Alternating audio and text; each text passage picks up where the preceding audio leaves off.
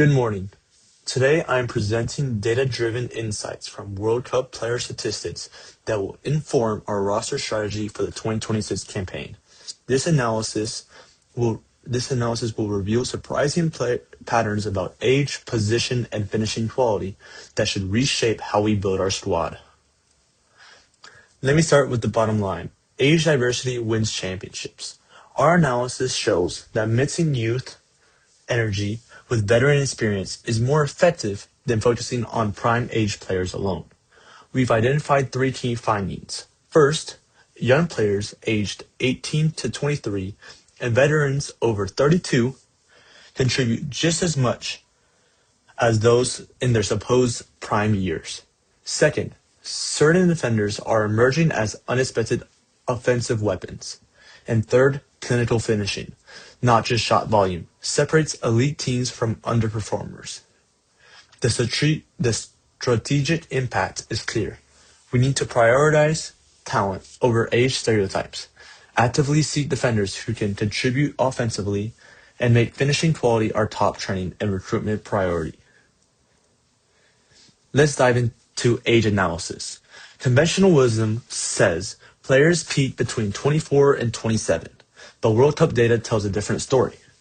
Looking at this stats bar chart, young players aged 18 to 23 contribute 47 goals and 25 assists.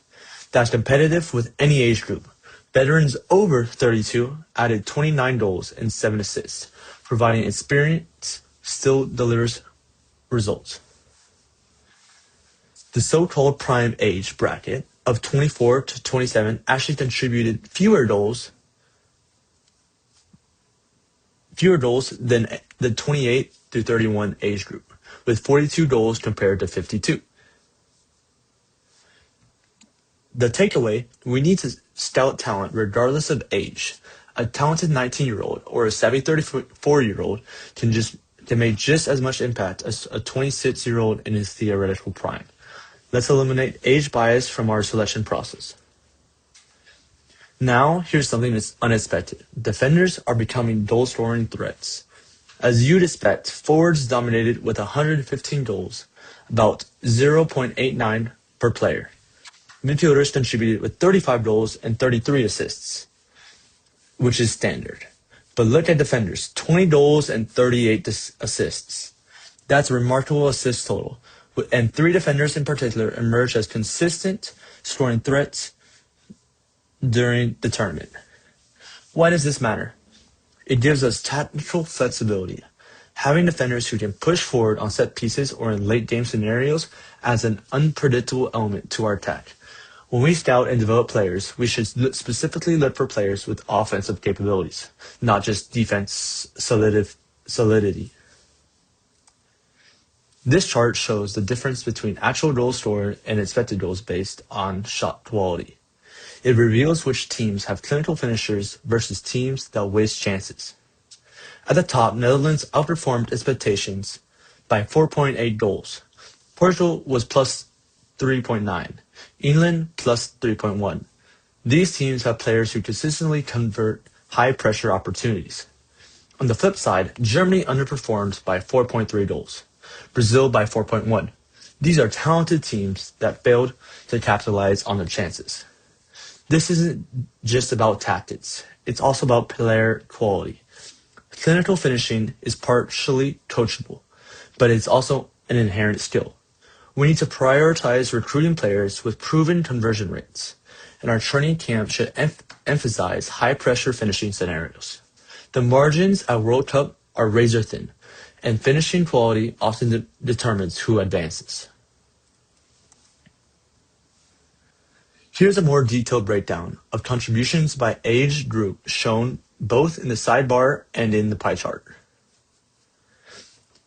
The 24 through 27 prime age group represents 33% of contributions, the largest single segment, but not dominant. The 28 through 31 experienced group is at 30%, nearly about the same. Young players are at 25% and veterans are at 12%. This reinforces our earlier point. Talent is distributed across all age groups. We should aim for a balanced roster that leverages the speed and energy of youth, the tactical awareness of experience, and the leadership of veterans. This table reinforces our finishing quality analysis. Netherlands, Portugal, and England top the list for exceeding expected goals. From a scouting perspective, this tells us something important. These nations have developed a culture of clinical finishing. Their training systems, youth development, and tactical approaches consistently produce players who perform under pressure. When we're evaluating players, we should pay special attention to those who have come through these systems. They have been trained in environments that emphasize finishing quality, and that training tends to stick with players throughout their careers. To implement these recommendations, our immediate next steps are to review our current roster's age distribution and identify gaps, evaluate our defenders for offensive potential, and adjust development programs accordingly. We need to implement a finishing quality assessments in our scouting criteria, not just goals scored, but conversion rates and performance under pressure. And finally, we need to adjust our scouting network to prioritize the regions and systems that produce clinical finishers. The road to 2026 starts with data-driven decisions. This analysis gives us a clear strategic framework for building a championship caliber team. Thank you.